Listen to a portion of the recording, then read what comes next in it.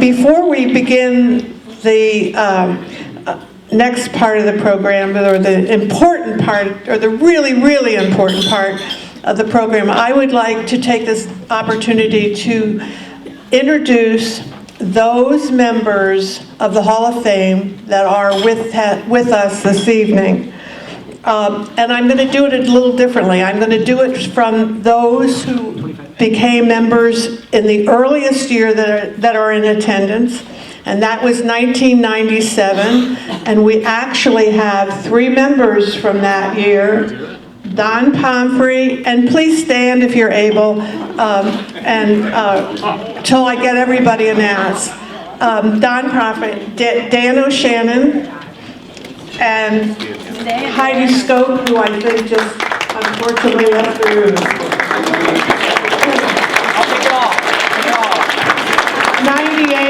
1998 was John Weiss, and I was going to tell you that now that it was his birthday, but we already did that. No, my birthday is not today. 2001, Gretchen Reed.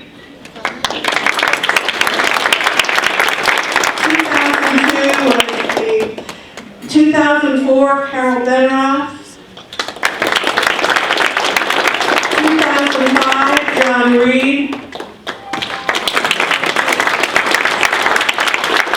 2015, Kathleen Riley and Jan Wonderlich. And last but not least, the 2 tallest men in the room, 2017, Ted Orris and Craig Young.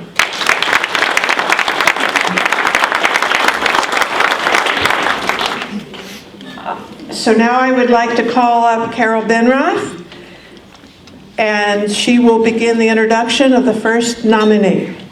And Tom, will you please come up too?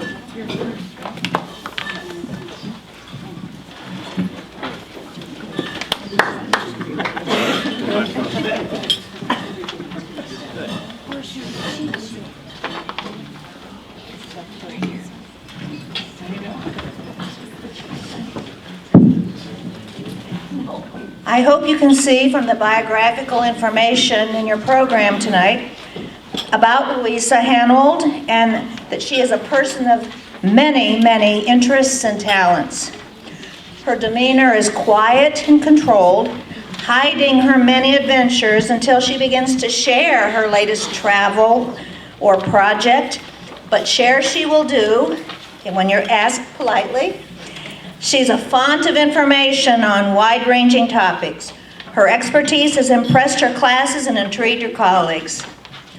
Her work with Girl Scouts and senior citizens tax preparation reveal her willingness to go beyond her love for science into serving others. Her work as a redcoat at Playhouse Square gives her an opportunity to give tours behind the scenes, but also to enjoy those productions that she is ushering. Louisa is our own Renaissance woman. When our little group of retired women teachers meets monthly for breakfast, we seldom see Louisa because of her travel or her work schedule. But we are very happy tonight to greet her and congratulate her on her induction into the Riverside Faculty Hall of Fame.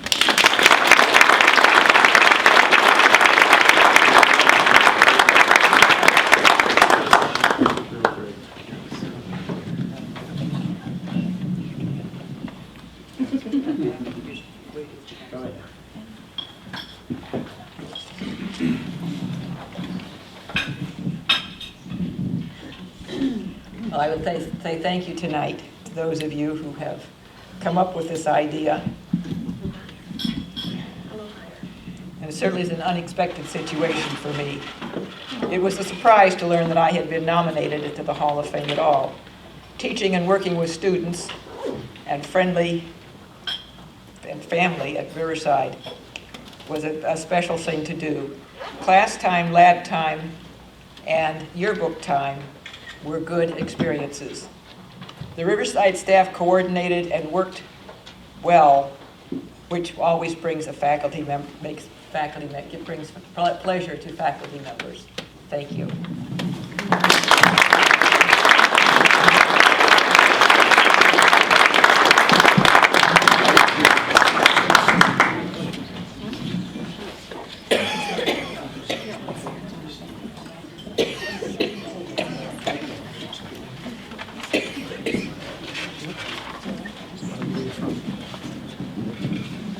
And now I'd like to bring up Craig Young, who is going to do the athletic inductees. And he was inducted last year as an athlete, as I already mentioned.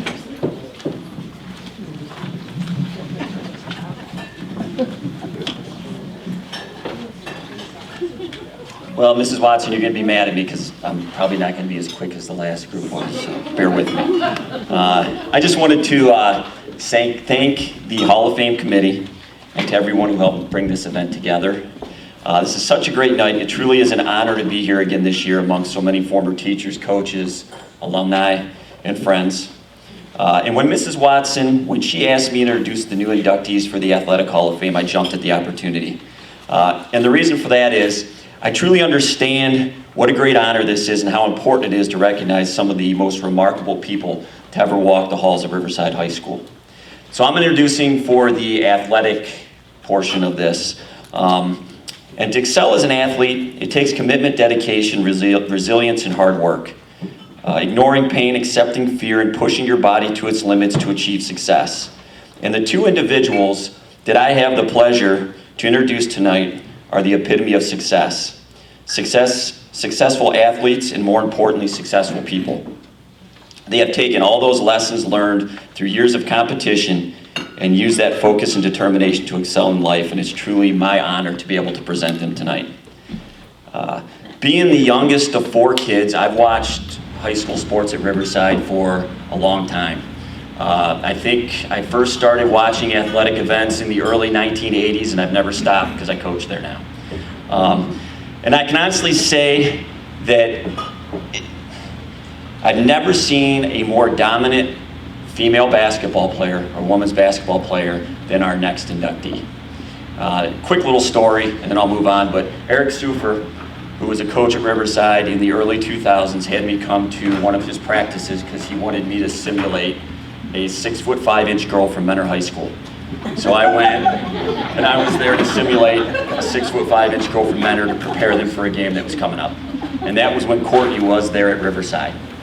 And he had this big plan, and I'm sure he talked to his JV coach, Joel Wolf, over there in the meeting of the minds, and they came up with this great idea to have me be a girls basketball player. I actually had no idea how that went.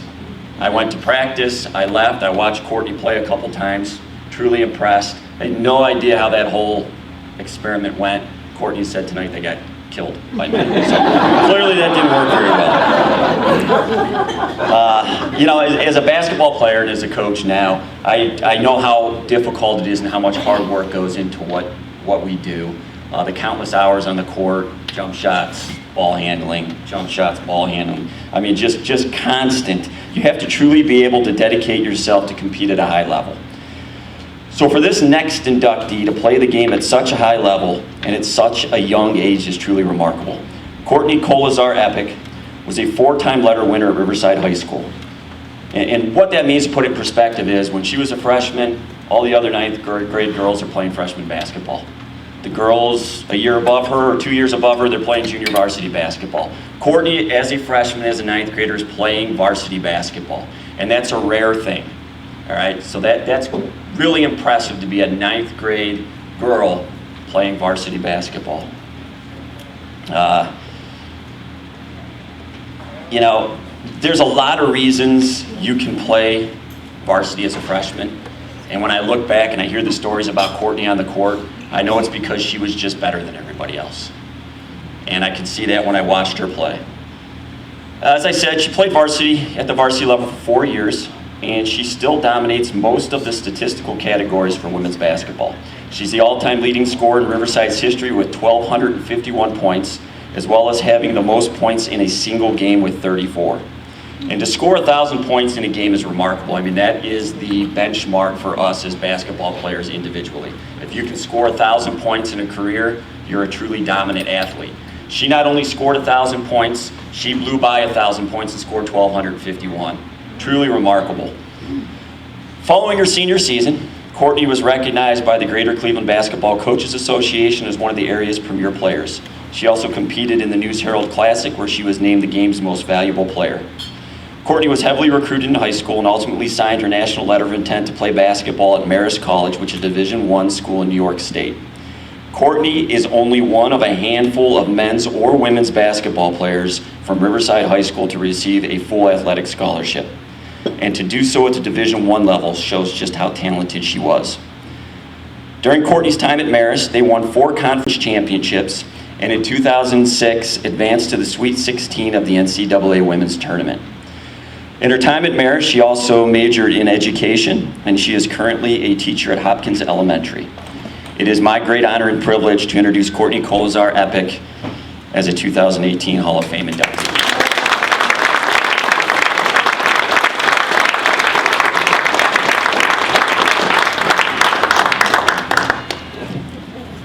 One, 7, 2. Hi, everyone. I have been thinking about how to start this speech for quite a while. I usually become a little nervous when talking in front of a group of people, even though I am a teacher. But growing up, my dad would always help me with openings for speeches and papers. His advice was usually something like 1, 7, 2. I just want to start by thanking the Alumni Committee for selecting me into the Hall of Fame. It is truly a great honor, and I'm very humbled to be up here tonight. Next, I want to thank some very important people that have made a huge impact on me today and the reason I'm standing in front of you tonight. After all the games played, all the points scored, and all the fun road trips, the people who made this happen are here tonight, and I would like to use this time to thank them. First, I would like to thank my coaches who are here. Wolf and Sue, thank you. I would not be up here if it wasn't for you. You taught me so much, not about basketball, but about life. And now that I think about it, now that I'm a coach myself, I would like to, on behalf of all the girls that you coached, thank you and apologize to you for all that we put you through. And I'm sure that my parents would apologize for all that the parents put you through over the years. My Aunt Kathy and my 94-year-old grandma are here. They both came to so many of my games in high school. I always remember looking up in the stands and seeing them, but this would mostly be after the first quarter, because they were always running late. They probably missed the exit. But nonetheless, they would be there. Thank you to both of you for the support all these years. It really meant the world to me. My best friend is here tonight, Sarah Smerdell. She played for our arch nemesis Mentor in high school, but then as fate would have it, she became my teammate at college at Marist, and we made a remarkable run to the Sweet 16. She has been and continues to be a great friend and an honorary aunt to my daughter, Frankie. I would like to thank my 2 brothers, Adam and Billy, who are here tonight. I'm not sure I ever told them how much it meant to me that they came to all my games, even though I know they didn't want to go watch high school girls basketball. And they supported me throughout the ups and downs of my basketball career. Thank you for being the best brothers anyone could ask for. The most important and influential people in my life are next, my mom and dad. Mom, where do I begin, and how do I thank you for dealing with me in high school? It wasn't always pretty. Thank you for everything that you did for me, for making 5 raviolis before each game, coming to every game that I had, and most importantly, for keeping on me to get those stellar grades that I got. But really, Mom, the unconditional love, support, and encouragement growing up has shown me what it really means to be a mother. I hope I can be half the mom to Frankie. Oh, Dad. You're next. What do I say about you? We have had so many memories about basketball. I can't thank you enough for all the sacrifices you made for me and always pushing me to be better. Even the closet knew how much you wanted the best for me. You always knew exactly what to say to me before, definitely during, and after the games. You saw the potential that I had and always wanted what was best. Looking back on it now, and I know we had our arguments, but without those, I would not have become the player or the person I am today. I love you both so much and can never repay you for all that you have done and continue to do for me. I'm married into an amazing family, supportive, and they are here tonight. My other mother, Lori, brother-in-laws, Bill and Tom, and sister-in-laws, Alicia and Megan. Thank you all for coming, and it really means a lot to me, even though I know that you guys are just here to see me sweat up here right now. My daughter, Frankie, I hope that one day that she finds something that she loves, has a passion for, and impacts her life the way basketball has impacted mine. Last but not least, my husband, Steve. He played basketball at Lake Catholic and was a few years ahead of me. And when I asked people about how good he was, they just said he was tall. When we first started dating, he would always say that I had this scrapbook of all his newspaper clippings and pictures of him. But let's be honest, he was the one with the scrapbook of me for sure. After all, I did outscore him 172 career points. Thank you for all you do for our family, and I love you very much. Once again, thank you to the members of the Alumni Committee for the honor of the first ballot Hall of Famer. And thanks again to all my family and friends that are here. I would like to think that any girl could accomplish her dreams with faith in God and a support group like I have. Thank you.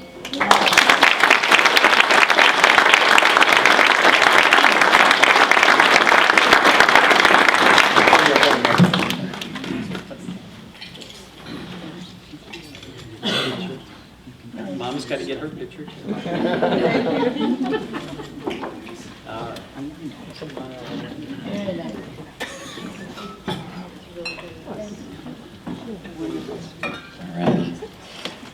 All right, I've got to be honest, as a former basketball player, wrestling was kind of the other winter sport for me.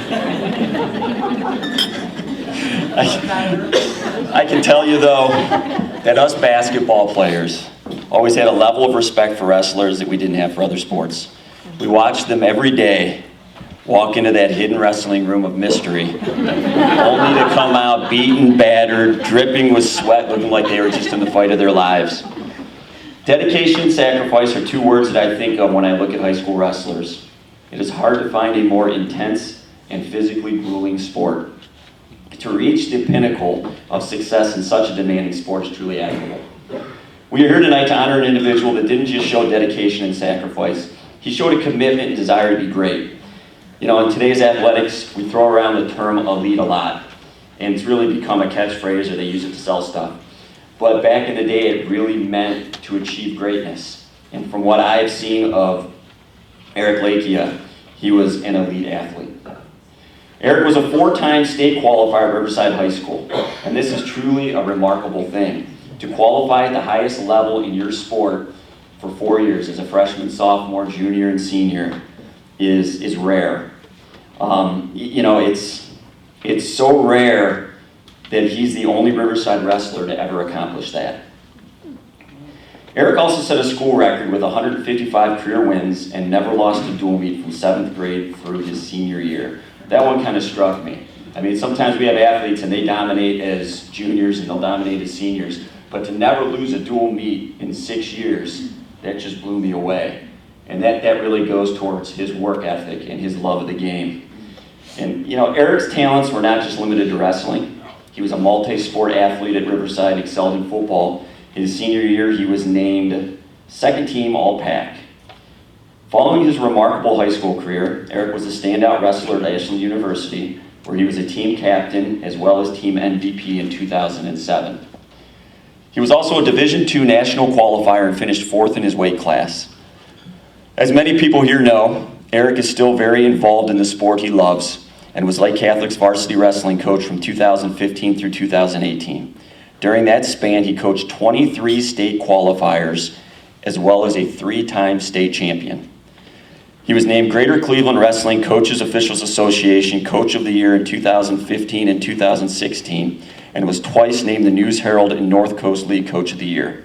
Eric is now teaching at Notre Dame Cathedral Latin, where he is also the varsity wrestling coach. It kind of seems like Eric's coaching career is going to take over, and perhaps his wrestling feats are going to pale in comparison. But what an athlete to come from Riverside. It's truly my honor to present him as a 2018 Hall of Fame inductee.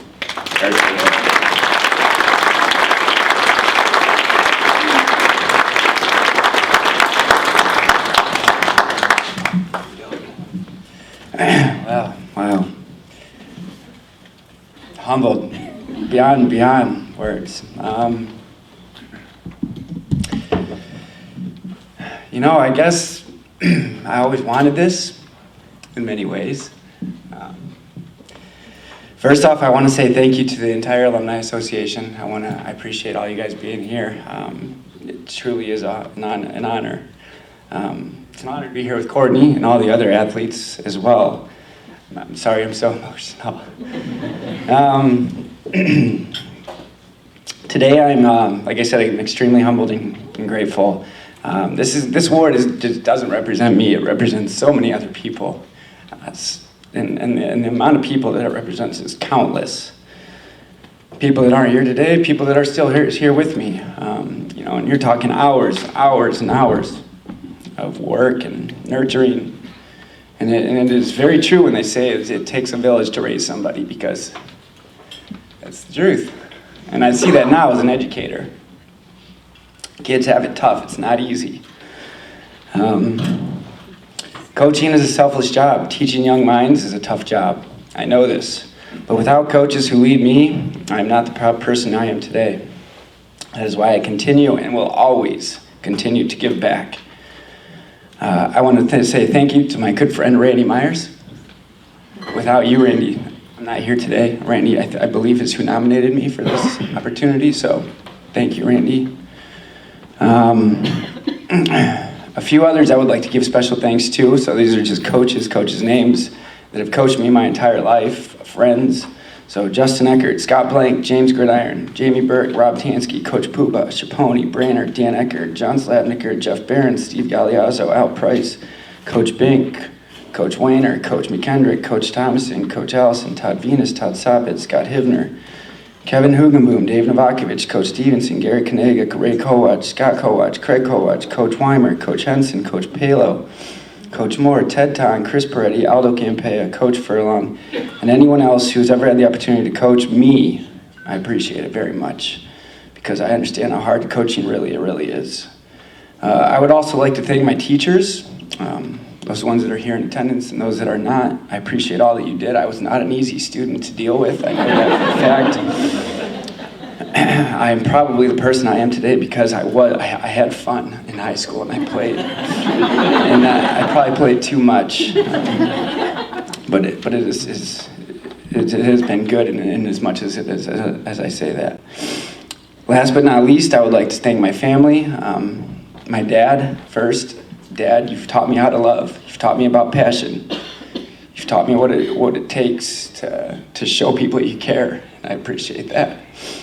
My mother, she's the matriarch, so she's really, without her, she held us all together. I mean, 3 boys and a younger sister, couldn't have been that easy. My brother Matt, he was the oldest, so I always looked up to Matt. He trusted me. I can remember times when Matt would come up to me and just tell me things that he wouldn't tell anybody else. So as a young, 4 years younger than him, it made me, it was nice to have somebody to look up to. Neil was my best friend, still is to this day. And I thank him for that. Without him, man, Neil would never let me beat him in wrestling. I don't think I ever beat Neil one time from the age of 0 to 18. And that is why I succeeded. Because I was a competitor. I hated losing. I couldn't stand it. My sister, Kelly, you're the strongest Lakey of all of us.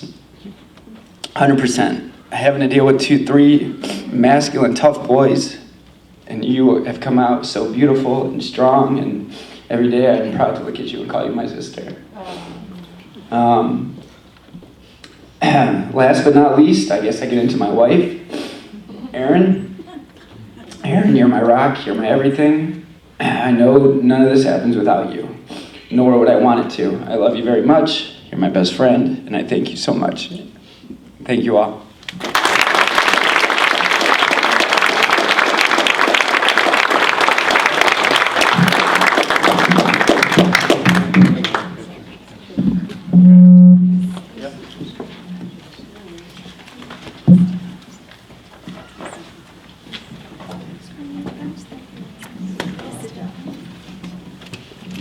Now I'd like to introduce the other tall man, Ted Orris, who, as you know, was inducted last year into the Alumni Hall of Fame.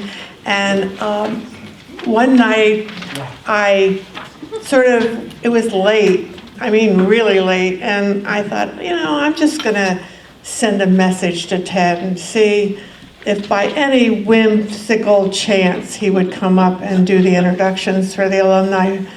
And he messaged me right back he'd be delighted, and I'm delighted to have him here.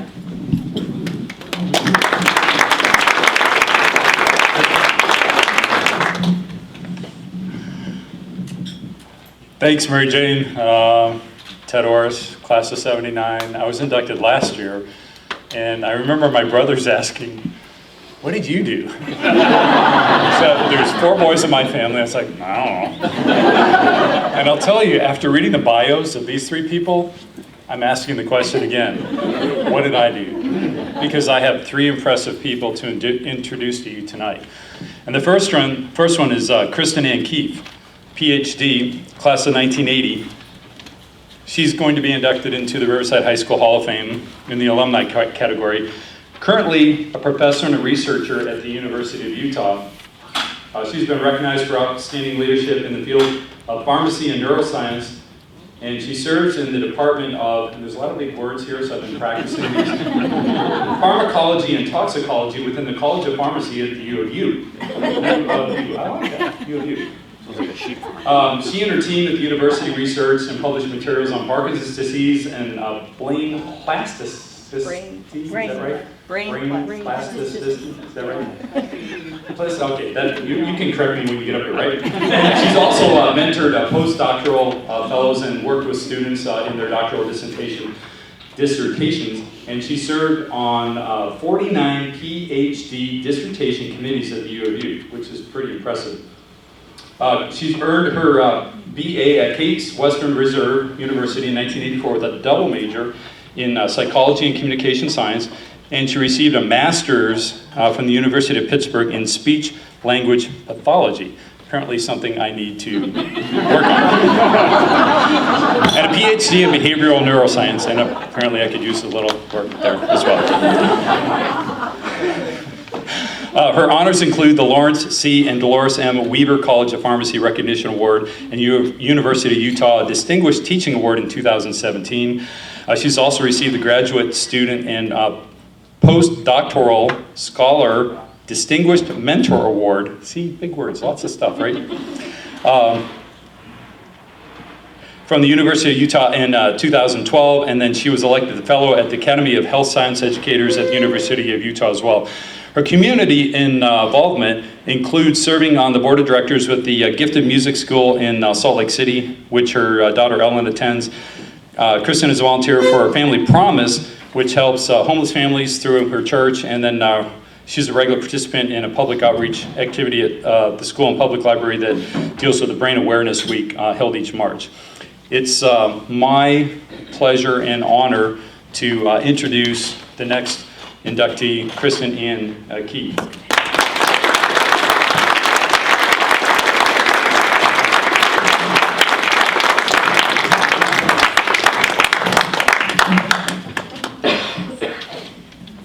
We'll get together afterwards. So I will try to make this quick. So I just simply have to say thank you tonight to a number of people and use my time for that purpose. So I'd like to start with Deb Sorber-Rosh and her husband Will. So Deb and I have many fond memories of drinking Mountain Dew and playing poker and studying for AP classes during our time at Riverside. And Deb was the person who nominated me, and I have to really thank her. And then also, I don't come back to town very often, but Deb and her husband, who have been very busy, were very kind to have people over this evening and to have a little gathering and so on. And so I just really appreciate everything you've done. And so thank you, Deb and Will as well, and it's been a pleasure meeting you. I have to thank my parents. I didn't move to Paynesville until the middle of my 9th grade year because my father and mother decided we would have 5 acres in Independence in northeastern Ohio in the blizzard of '76. And so we moved here, and just the adventurousness of my parents, both of whom were the only siblings in their families to leave the northeastern Cleveland area and go and live in other places in the country, and really teaching us to take life as it brings it to you and to go out and look for adventures and to do what your heart moves you to do. And so I really have to be thankful to them. My brother Terry, who's here with me tonight, who kind of has always been there as my parents moved around, and we've always had a great relationship, and he is just cherished in my eyes. My husband, Herb, and Ellen, who did not make the trek out here because my daughter is doing the same thing and preparing well and working hard for what she wants to do, and so it's hard to get teenagers away from their activities, but they're there and always supporting me in everything I do and allowing me to achieve my dreams and aspirations and picking up the loose pieces that I leave behind. And then I really have to thank Riverside High School. As I thought about this and thinking about what a special place this was, and it wasn't a place I was for many years. It was just middle of 9th grade through my senior year. But as I thought about it, really was, I have to thank you for making me oblivious in the best sense of the word. So when I think about the 1970s and I graduated in 1980s, that was a time when women, the National Organization of Women, there was a lot of movement to try and get the Equal Rights Amendment ratified and voted through in a number of states. And so we take it for granted that we as women could achieve what we want to achieve.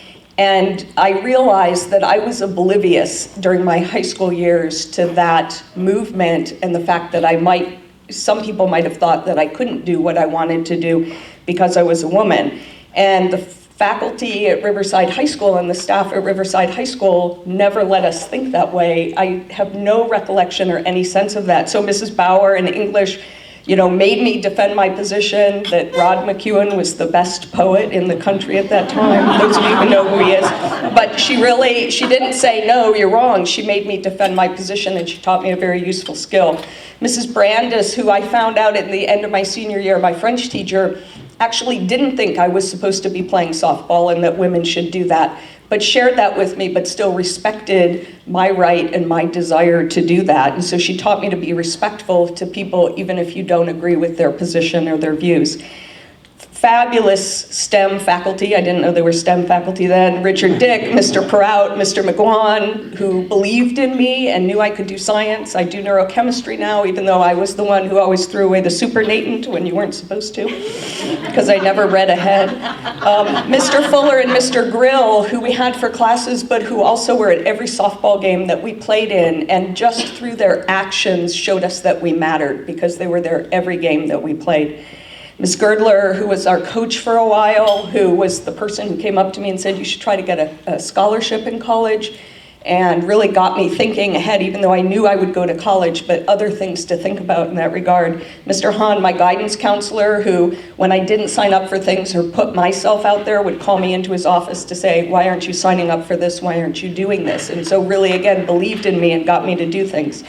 Mrs. Gregg, who I had for AP English, and Mr. Shaner, who I had for English, who I think, while we laugh as high school students maybe and roll our eyes, but they expected the absolute best of us and demanded the absolute best of us and taught us extremely valuable skills in that regard. And then Coach Schaefer, and this has come up tonight, I had a lot of great memories from softball at Riverside High School, but the one that sticks with me the most was a game after a game when we beat Conneaut. And then he made us run sprints back and forth because he was so angry with us that we had played so poorly. And in that, he really taught us that it's not about winning, but it's in doing your absolute best every time. And the winning is not what it's all about. And so I really take that away. And then I have time, so I'm not going to cut Dan O'Shannon out because he was Dan Crapins then, so I spent a lot of time with him. But I think Dan really has been inspirational to me in the Facebook era, because he really has taught me to cherish the people here and to really hold on to those roots and these kind of valuable skills and relationships that we had who have made us who we are. And so I thank everyone at Riverside High School for really giving me the wings and the belief in myself to be able to accomplish what I've accomplished.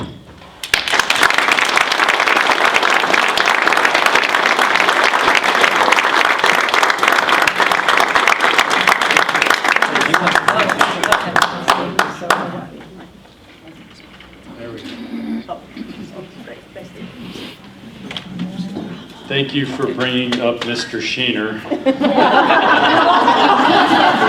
So now I'm a little bit nervous. Yeah. Thinking about eye contact and things in my pocket. Yeah, everything else, yeah. All right, so sorry, Mr. Sheener, wherever you are. I'll try to do better. All right, our next inductee is Marilee Redlich, class of 1981. She joins the 2018 inductees of the Hall of Fame in the alumni category. She recently retired from her role as a managing partner with the Envision team at DXC Technology, formerly Hewlett-Packard. DXC Technologies, the world's leading IT services company, and her role in the Small Envision Global Advisory Group attests to her extensive background in consulting, engineering, and computer science. She previously held vice presidency positions at Konica Minolta Business Solutions and Greater Bay Bank, and For 13 years, she worked in a management position with Keene Incorporated, and before that in engineering roles with General Electric.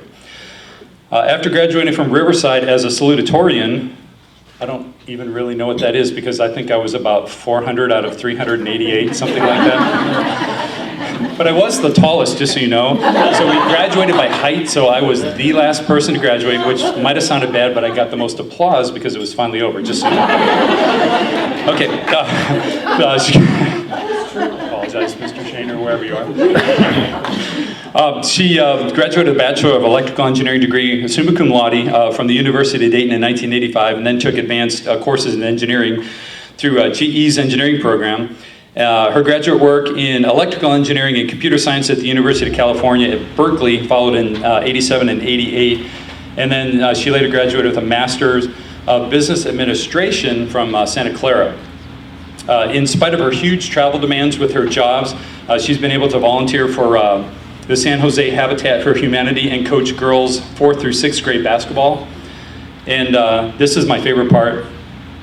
Besides registering voters, she helped build bikes for the annual Turning Wheels for the Kids Big Bike Build. Big Bike Build. Isn't that just fun to say? Big Bike Build. She's been an election volunteer and coordinates friends and coworkers to buy and assemble back to school materials and to adopt children and families for Christmas. It's my pleasure to introduce to you Marilee as the next 2018 graduate inductee to the Riverside Hall of Fame.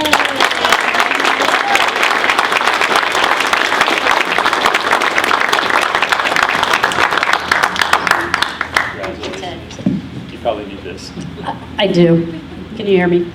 So I'm actually going to do what I probably did throughout high school and just say, you know, what Kristen said, because that's pretty much ditto for me. I think I already did it on a Facebook post earlier, but I want to do the same thing and thank a bunch of people, who some of whom are here tonight, a lot of whom are here tonight, that helped me get where I am. So first off, obviously the Hall of Fame.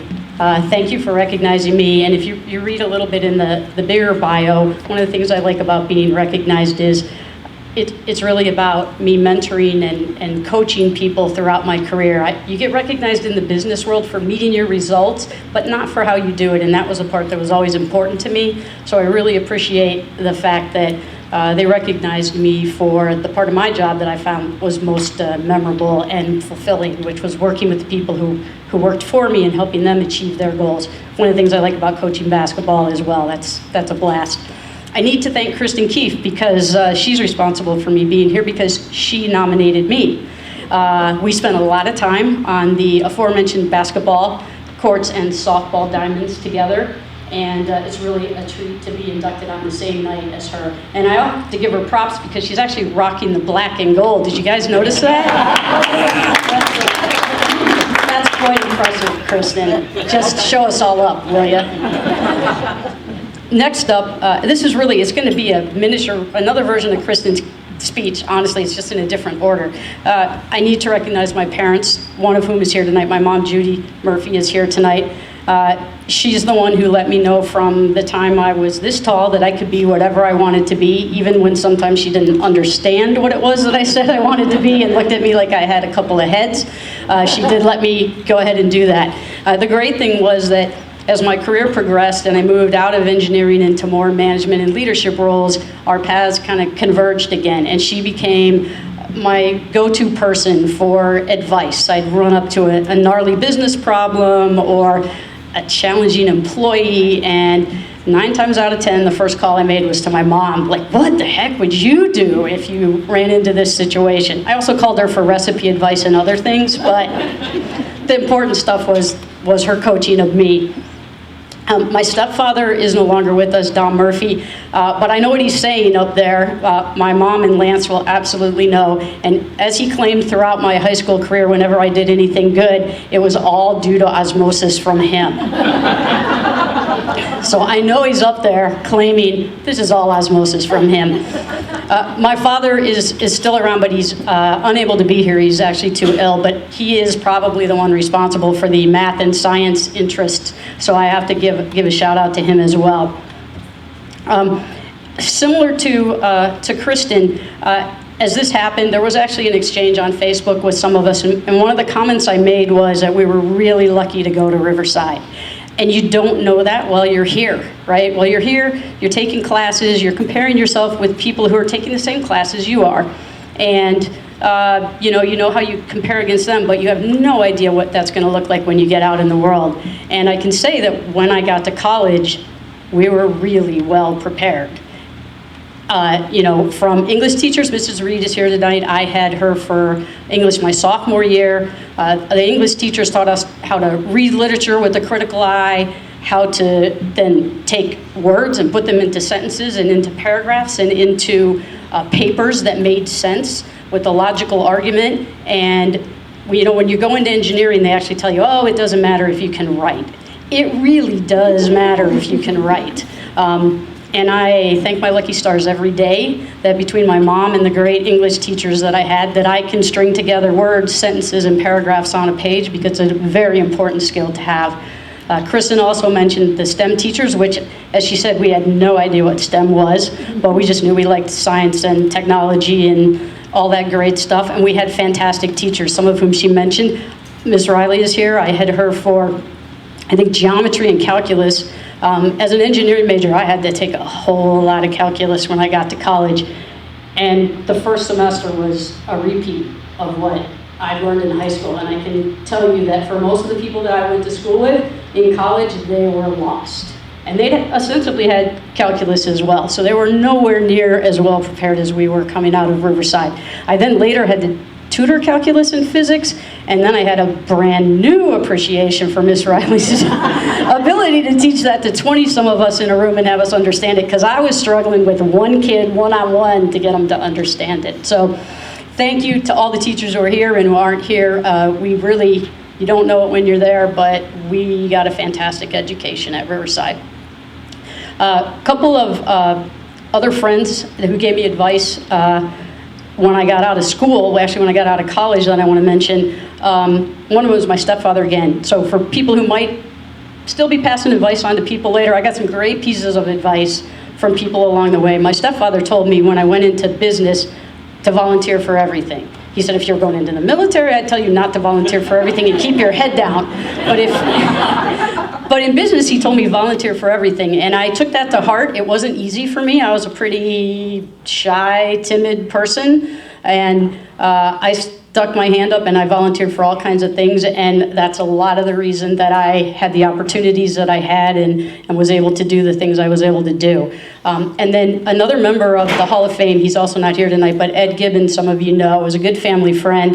He's a big reason I went to work at GE, and his advice was start big and you can always go smaller. And I paid attention to that, and I've actually given that advice to a lot of people as they're getting out of college, because you learn how things work in a really big company, and then you can go small and help them figure out how to do it as well. But those were two great pieces of advice. There's a bunch of friends here. A lot of my friends are out of the area. The couple that are in town, unfortunately, had other commitments.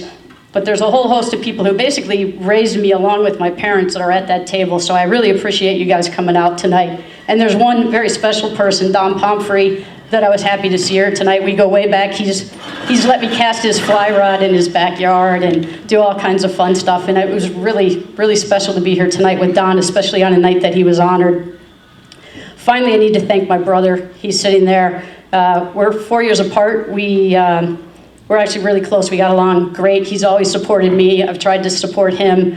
He drove in from Chicago late last night, and he's going to make a quick turnaround, and I really appreciate that. So thank you, buddy. And one last person is my partner of 27 years, Kathy, who's sitting over there. I couldn't have gone back to school, couldn't have done lots of the things that I've done without us working out how to manage the home front. So thank you. And thanks again to the Hall of Fame. I was really shocked when I learned I was going in, but I'm very appreciative. Thank you.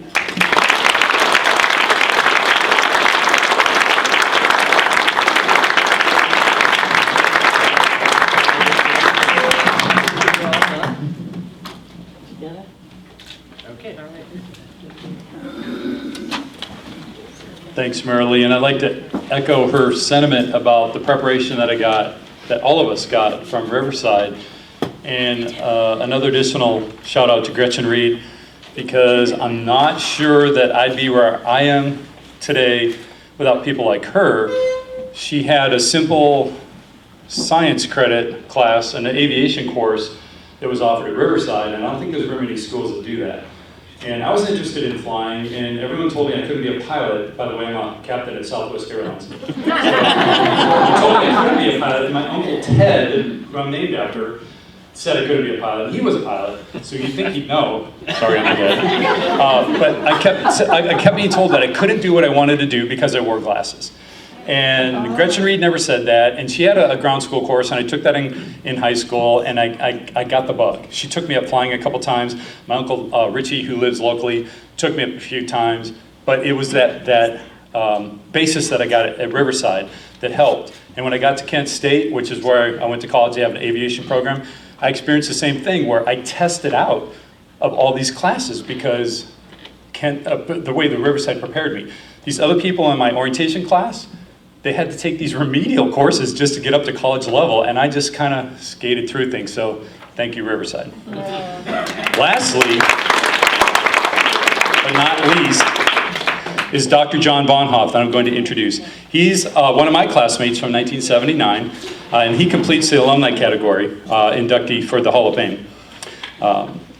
For the past 27 years, he's worked for the Boeing Company. If it ain't Boeing, I ain't going. And that's what I fly, a Boeing 737 for Southwest Airlines, so yay, John. Thank you, buddy.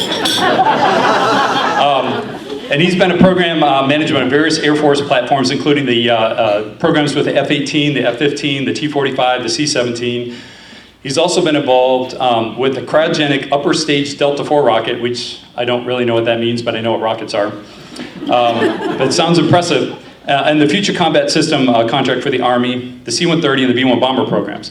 The work that he performs for these programs is classified by the US government, and now that you know about it, none of you can leave this building. So his areas of expertise include program management, finance, cost analysis, negotiations, accounting, cybersecurity, and he is now the Senior System Security Engineer for the Boeing B-1 bomber program. For 5 years, also, he was an engineering supervisor for Lockheed and supervised 25 technicians. He's got a lot of different varied interests, and he's got experience as an entrepreneur as well. He owned a cow and calf business. He's been a general contractor. He ran Bonhoff Construction. He assisted with a couple of women with their, two elderly women with assisted living. He's learned many skills in Ohio while working in logging, diesel vehicle maintenance, heavy equipment maintenance, building construction, etc. Recently, well, not too recently, in 2004, he had a cattle business in California that he transferred to Oklahoma. He hires and trains the local people on his ranch, and in 2017, he established the Hank Bonhoff Endowment Memorial Scholarship Foundation at Oklahoma State University. And it provides a scholarship for third-year veterinarian students specializing in canine kidney research and internal medicine. He earned his PhD from Capella University with a 4.0 GPA. He's become a published author and a platinum donor at Oklahoma State, and he's received numerous awards from previous companies. His abilities to adapt, lead, and mentor those around him have grown exponentially from the days when he was a Riverside co-defensive captain on the football team in 1979 until now, as he serves as a role model in more ways that can be counted. So it's my privilege to finally introduce John Bonhoff as the final inductee to the Riverside High School Hall of Fame.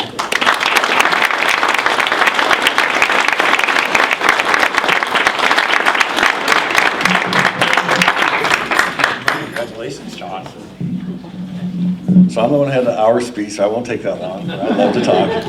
And I know, Mr. Shea, I got my hand in my pocket. Mr. Bonhoff, you're throwing away your A. Oh, I couldn't resist. But you know, I am so grateful to be here. I tell you, 40 years ago when I walked the halls of Ivy, I had a 2.3, and I never thought that I would be a 4.0 student in my life. And it just was determination that got me through that. One of the things I learned in the PhD program is when you do your research, you have to look for the gap in the knowledge, and then you stand on the giants of others to build that body of knowledge. And many of you probably don't know that my parents are now deceased, My dad died when I was 13. And so growing up, probably, I would say, never knew I was poor, but I was poor in a lot of sense of the ways. And I was very fortunate to have men step into my life and fill that gap for me. And my family members are here tonight with me, and I'd just like to take a quick moment to thank them. My dad, I learned from my Aunt Elaine, who's here, liked to build model airplanes as a child and was a system engineer, electrical mechanical engineer. And here's a seed that was planted that I never really knew my father that well. And here I have worked for 30 years for probably the two best defense contractors in the United States, Lockheed and Boeing. And I've credit my career to defense because I was a defensive end here at the Hall of Ivy. I love defense. I love what I do for the United States. I work on the B-1 bomber, and our motto is we can stop the adversary to put our bombs wherever we need to be to protect everyone in this room and throughout the United States, anywhere, anytime. And it is a thrill to do some of the things that we have done, some of the things I've been a part of, to see what we do. I mean, you see our weapons in action and how we protect the United States. It's awesome. It just blows you away that you're part of something that's so great. But my background is so diverse because not only that, I mean, my mom, she was there for I think every football game she filmed when I was a kid playing. And then when I graduated high school, I got 2 suitcases. And I thought, that's my graduation present, 2 suitcases. I felt so disappointed. But really, she gave me the best gift because she said, those 2 suitcases and that front door, if you want anything in life, you go through that front door and I'm not helping you. And so at age 20, I left. I went to California, was going to seek my fortune, and I always told my grandmother one day I'd come back to the Midwest and own a cattle ranch, because thank you to my uncles, my Uncle Billy, my Uncle Johnny, who first put me on a horse, my Aunt Eileen that's here tonight, my Aunt Nancy, they showed me the agrarian lifestyle, and I wouldn't have a 160-acre cattle ranch if it wasn't for them. I've got 4 horses that I compete with in equestrian sport, or team penning and team sorting. And I attribute those first early days of being on a pony with my cousin Johnny, just riding around their farm. And it's just awesome. It's just to be almost 58 years old and still being able to compete. Yesterday I got to step on the field for the first time since I left as a high school student. And the thrill, the excitement all comes back to you, the lights come up. I'm telling you, it is a blast to be on the field and have people in the stands, whether you're riding a horse or you're playing in the football field. It's just incredible. And I'm grateful for the people who stepped in and filled the gap for me. My great friend Ron Smoker gave me my second job in life. I've been a dinosaur, really, which you consider. I've only had 4 jobs in my life. 13, I went to work for the school board system as cleaning toilets and washing the floors. Second job was working for Ronnie. And he'll tell you, I came to Ronnie at 16, didn't know anything about washing a truck. And yet he taught me how to run a vehicle, taught me entrepreneurship. And if your name is on that truck is going to be clean, because that is your calling card to the world. And so, I got my name on the side of my trailer, and it runs a cattle company. It's like, inside's always clean, outside's not so clean. But, things that you learned. I run a chainsaw that Ronnie taught me how to do, to weld, and the skill sets that, I didn't have growing up because I didn't have the father figure in my life. And I appreciate so much the fact that you took the time to teach me those things and to fill in the gap. And so when you look at what you learn at Riverside, as Ted said, you're prepared. Mary Jane Watson teaching me through the tumultuous ways of getting through college, or getting through high school to get to college. We took our ATC test. They said I was going to be a box boy in a grocery store. That's it. I think I've surpassed that goal. But I thank her so much for helping me take my classes and figure out what classes it was going to be to get through the system. Because when you're on there on your own and you don't have someone to fall on, you fall back on your educators. I'm so grateful to be able to play under Coach Eulis and Schaefer and Gillespie, people that taught you leadership that was more than on the field, is off the field also, that you give someone a hand up and not a hand out. And that, Gillespie used to say, and Eulis used to say, if you blow that whistle, you lost your points, you're doing ups and downs.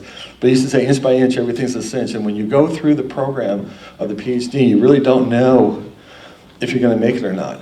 You got to hear those voices in the back of your head saying, keep going, you're going to keep going, you got to keep making it. And so that's been my model through my whole life, and I try to teach other people that I mentor and I talk to, is that if I can do it, you can do it. Because I came from a broken family, I still succeeded. So don't give me an excuse that you can't grow it, you didn't have the right gifts.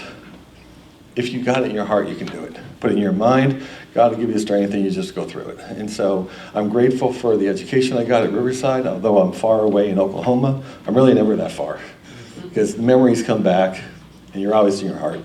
And the people, my friends Mary and Lisa are here today, the Van Clan that we used to be known as in high school, run around together. When I left for California, they told me, make us proud. So tonight, I hope I've made you proud. And thank you all, this is awesome.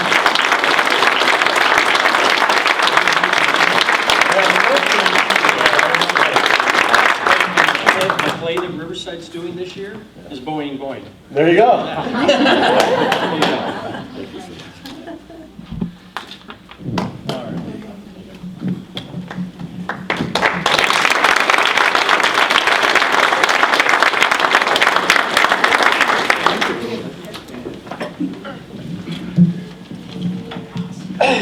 Choke me up a little bit. Before we leave, I would like to encourage you, those of you who are local, to join the Alumni Association. We need your help.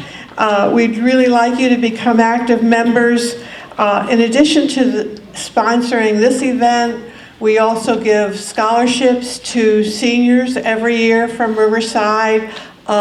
They have to have a parent or a grandparent that has been an alum, but we gave out 4 this year, and we were extremely proud of all of those. I encourage you to come to our board meetings, which are the second Monday of every month at 7 o'clock in the INSCO conference room. We also sponsor an annual alumni picnic that is I believe, second Saturday in August.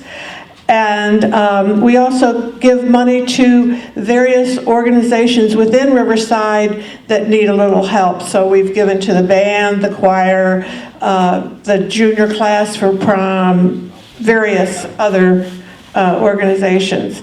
And in the program, it has our website where you can keep up to date. Leading us in the alma mater are going to be Joel Wolf, Carol Benroth, and John Weiss.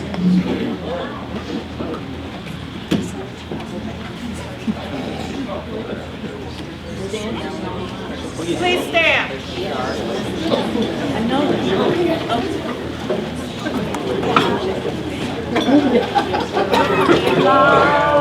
Walls of ivy that surround us here today, and we will not forget though we be far, far away.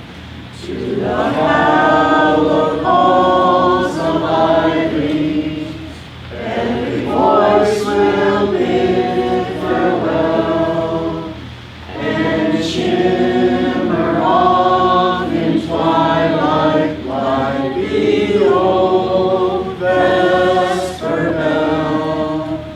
One day a hush will fall, the footsteps of us all will echo down the hall and disappear. But as we sadly start our journeys far apart, a part of every heart will linger here in the sacred halls of ivy, where we live and learn to know that through the years we'll see you in the sweet afterglow.